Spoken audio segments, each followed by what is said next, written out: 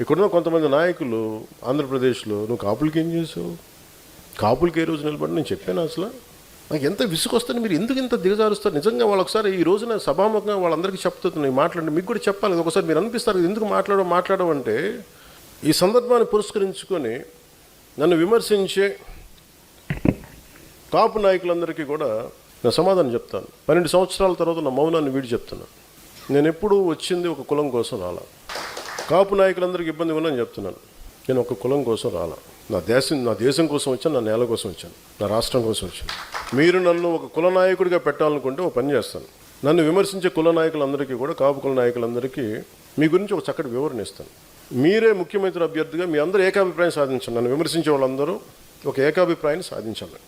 ఈ మధ్య నన్ను విమర్శిస్తున్న నాయకుని మీరు పని చేయండి, మీరే ముఖ్యమంత్రి అభ్యర్థిగా మీరు ప్రకటించుకోండి, మీరు నిలబడండి.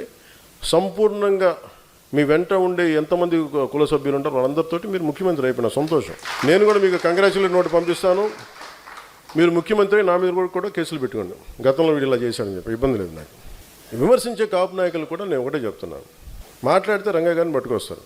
జనసేన కూర్చోబెట్టి టీడీపీ కమ్మాయిలు మాట్లాడుతుంటారు. నేను చెప్తాను, మీరు ఇష్టపడే రంగా గారు, ఆయన సతీమణి కమ్మ సామాజిక వర్గానికి చెందిన వ్యక్తి. వాళ్ళ బిడ్డలు, వారిద్దరు పుట్టిన బిడ్డలు ఇద్దరు 2 కులాలకు చెందిన వాళ్ళు అవుతారు. అంటే మీకు మీరు ఎంత కన్వీనియంట్గా ఉందంటే మీ రాజకీయం అది చూడరు. ఆయన బతికున్నప్పుడేమో వైసీపీలో ఉన్న నాయకులందరూ కానీ ఇక్కడున్న నాయకులందరూ కూడా ఆయన బతికున్నప్పుడు ఒక్కళ్ళు మాట్లాడాలి ఆయన గురించి. చనిపోగానే ఈరోజు అందరికీ కోపాలు వచ్చేసింది. ఎందుకంటే మరి ఏం కూర్చోబెట్టి నా మీద పడ్డారు. నేను ఎప్పుడు కులం ప్రస్తావన తీసుకుని నేను ఎప్పుడు రాలేదు. చిన్నప్పుడు ఒకసారి నేను చీరాల్లో పెరుగుతున్నాడు అడిగాను, మా అమ్మని అడిగా, అమ్మ మనం ఏమిట్లని అడిగాను, ఎందుకు ఇలా చండాల ప్రశ్న వేసాను మా అమ్మ. దేనికంటే స్కూల్లో మా ఫ్రెండ్ వాళ్ళ క్లాస్ ఇంటికి వెళ్తే వాళ్ళ అమ్మ అడిగింది మీరు ఏమిట్లా అంటే, నువ్వు నోరు మూసుకుని నీకు ఇలాంటి అడగను. ఎందుకంటే మా ఇంట్లో మాకు తెలియదు. మా father being a socialist, it's always about society. మానవత్వాన్ని చూసాం కానీ కులం అనేది ఒక సోషల్ ఫ్యాక్ట్. మనం పుడతాం దాంట్లో ముందుకు, అంతేగాని దాంట్లో కూరుకుపోం కదా. దాన్ని అర్థం చేసుకుంటాం, గౌరవిస్తాం. కానీ కూర్చోబెట్టి పదే మాట్లాడడానికి విసుగు వచ్చేసింది నాకు కూడా. ఇంకెంతకాలం మాట్లాడతారా మీరు? ఎంతకాలం మాట్లాడతారు ఒక్కొక్కళ్ళు? మీ గురించి చెట్టా విప్పనా? ఒక్కొక్కడి గురించి చెప్పాలా? ఒక్కొక్కడి గురించి తట్టుకోగలరా? నేను మాట్లాడితే నోరు విప్పితే ఇష్టానికి మాట్లాడతారు ఒక్కొక్కళ్ళు. మనోహర్ గారు కూడా రాకూడదు అంటారు, ఆయన కమ్మంటారు. ఎన్నికైన ఎమ్మెల్యేలు అందరూ ఎవరయ్యా? కాపులు లేరా దాంట్లో? నా పక్కన లింగంనేని రమేష్ గారు ఉంటే ఆయన కమ్మంటారు. ఎక్కడో తెలంగాణను పెట్టుకున్న వ్యక్తిని చూసుకుని ఆయన కమ్మంటారు. ఇంకెవరు ఉండకూడదు. ఇప్పుడు హసీనా కూర్చోబెట్టి కాపులు అండి, ఏం తెలియదు. Thank you. నేను చెప్తున్నా అంటే నేను చెప్పేది అరే దాటి మాట్లాడదాం, కులాలు మతాలు దాటి వెళ్దాం, ఒకే అర్థం చేసుకుంటాం, మాట్లాడతాం, ప్రతి సమస్యను మాట్లాడతాం. అంటే కూర్చోబెట్టి ఇంకా తగ్గి నాకు విసుగు వచ్చేస్తుంది. ఇంకా నాకు ఓట్లు ఉంటే ఉంటాయి, పోతాయి.